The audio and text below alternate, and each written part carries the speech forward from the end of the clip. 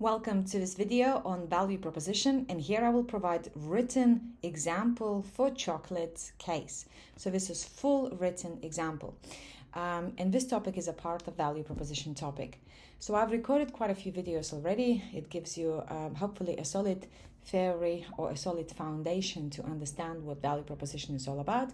Now I would like to show you just an example how it may look in practice. And of course you can find ways to make some tweaks to make it look better, or like in terms of articulation or presentation, it's up to you. But here I would like to guide you through the key methodology, key steps, and what it should look like ideally. So let's get started.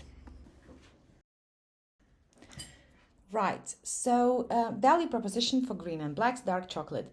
First of all, let's take a moment to look at what this brand and this chocolate is all about, because I'm also aware that not everyone might be aware, even if you are consuming this chocolate regularly.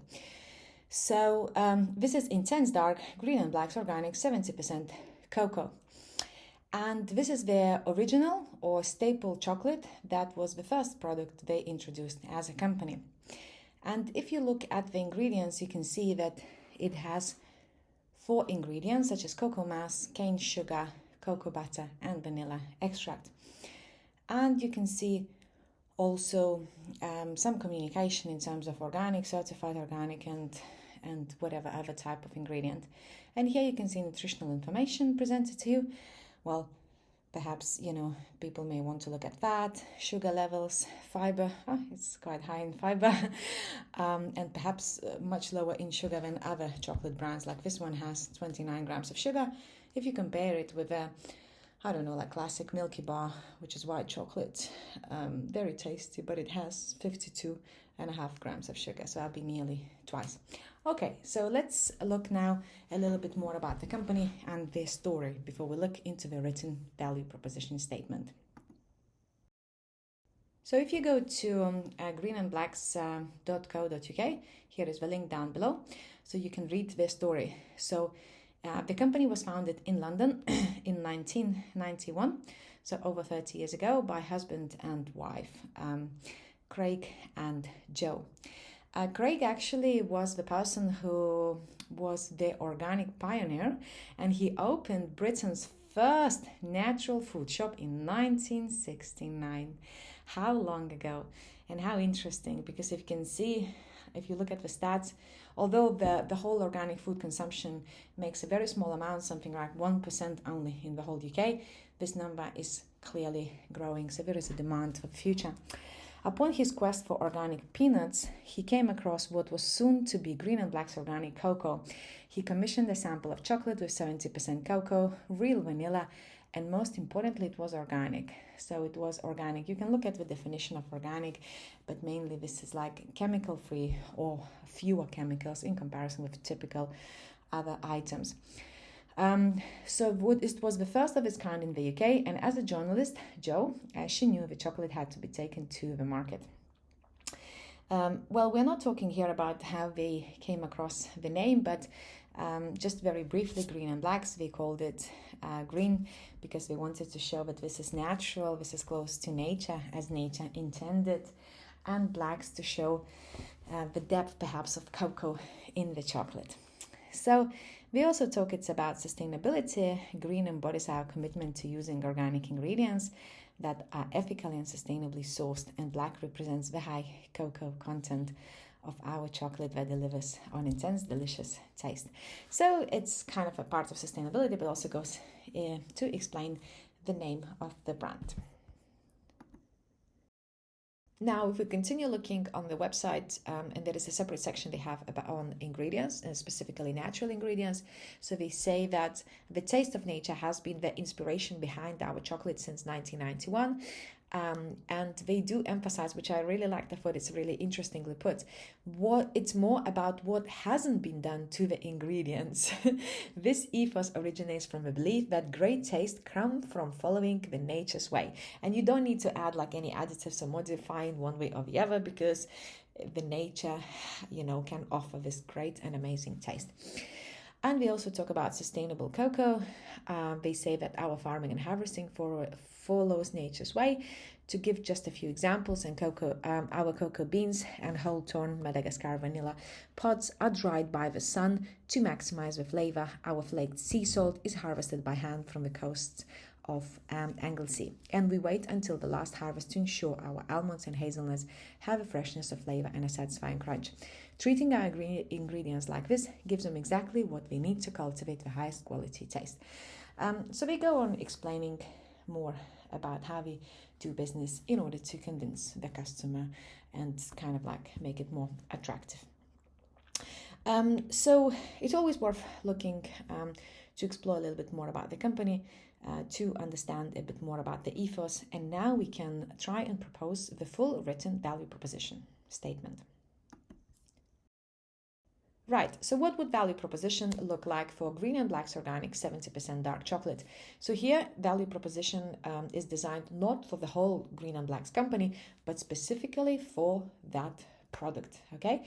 And in general, the more specific you are in terms of like particular product or service, the better it is, because each different product may have different sets of competitors, different target market, and so forth. So things will vary. So it's good to, you'd rather go more narrowly rather than broader. Okay, so you might remember that value proposition statement technically includes a few aspects, such as target market, product category, benefits, PODs.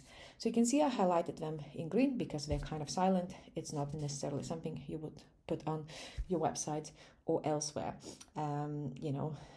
but so target market would be something along the lines of for fine chocolate lovers and those who are looking for organic foods.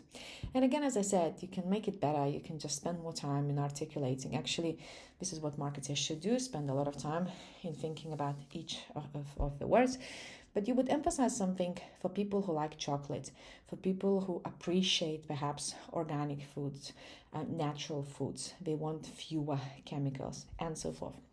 Product is simply dark chocolate, 70%, so you're being a bit more specific about the product, and category might be chocolate, sweets, treats, desserts, whichever kind of category you want to target. Now, benefits. Benefits is an interesting section, and this is where I would suggest, personally, I find it more effective when we use features and benefits, because once again, features tell what something is. It's like kind of an ingredient. What is it made of? And sometimes what is it not made of? For example, gluten-free bread. So gluten-free might be a feature. Anyway, and the benefits would tell us what it does to customers. Okay, so features. Here are a few of them. Organic. Well, this is the big hit for Green and Blacks. That's something they do emphasize a lot on. So the benefits might be, in short, you can say no chemicals consumed, only real or natural foods. A bit longer definition, you can say that it sustains and enhances the health of soil, plant, animal, and human as one and indivisible.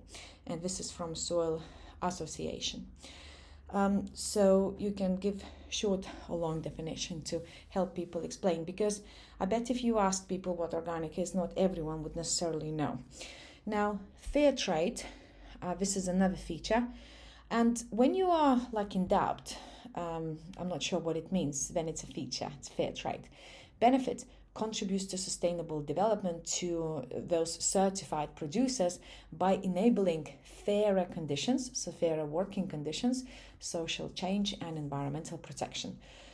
Narrow way perhaps to look at fair trade, but an important way is to say, well, they are paid fairly, they are treated fairly, they have fair working conditions and so forth. And if they are treated fairly, they have good working conditions, then they are more likely to put good energy and love into what they are making. Another feature, natural ingredients. So here you can think of different benefits, but it's good for your health. It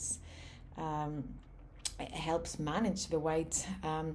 You can also talk about the flavonoids and all other things you get from the dark chocolate that are actually good for us to consume. You can also say finest ingredients as another feature. Again, good for health. Benefits might be similar, sometimes might be the same, or just like feeling good about yourself because you know that you are giving the very best to your body.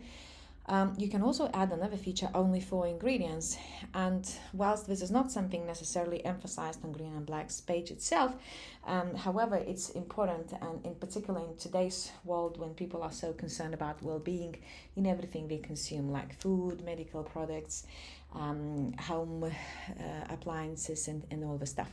So only 4 ingredients, because it really is hard to find a chocolate with so few ingredients. Any other chocolate would have probably way more than that. Now, if you look at something like Milky Bar white one, it would have, let me just count how many, 1, 2, 3, 4, 5, but most of them are like vegetable fats, emulsifiers and stuff, so it's not necessarily what nature intended us to consume. So you can say only 4 ingredients. You can say benefits would be no nasties added, is better for your health, or something like that. And finally, another feature you can think of, perhaps of a brand. You can say something like a well-established brand that perhaps can be trusted. Well, on the other hand, you may want to think about this feature as a brand, because if you go to the Trustpilot, you will see that their average reviews are like just over 3 points, so it's not that great. And plus, if you read like about the ownership of the company, so in, I think, 2005 they were acquired by Cadbury and then by Kraft's Food, right? So not everyone would be happy to know that this company has like kind of affiliation with a big and corporate brands. Sometimes that's something that can drive people away from that. By the way, sorry, I said it was acquired by Cadbury in 2005, and later it became a part of Mondelez International, which formerly known as Kraft Foods. So I apologize, just wanted to correct there. So brand as a feature, that's something you may consider whether that's something to say or not. And if you do say, maybe perhaps emphasize something like, long established experts in that particular area, rather than like high customer reviews and so forth. And the last but not the least is POD, point of difference. You can say something like, our original 70% dark chocolate is the only organic dark chocolate made of finest all natural ingredients at affordable price. So do not leave this empty. Always add point of difference. Even if it's not perfect, that's at least something. So you, as a business, you are expected to know about your business and your competitors, and make this job easier for customers by giving them that initiative, or suggesting why should they buy from you rather than someone else. Anyway, so this is an example, and go ahead, put your own stamp and make some improvements if you wanted to. Hope you enjoyed the content. Thank you very much for watching. If you like it, please hit the like button and subscribe to the channel. Thanks.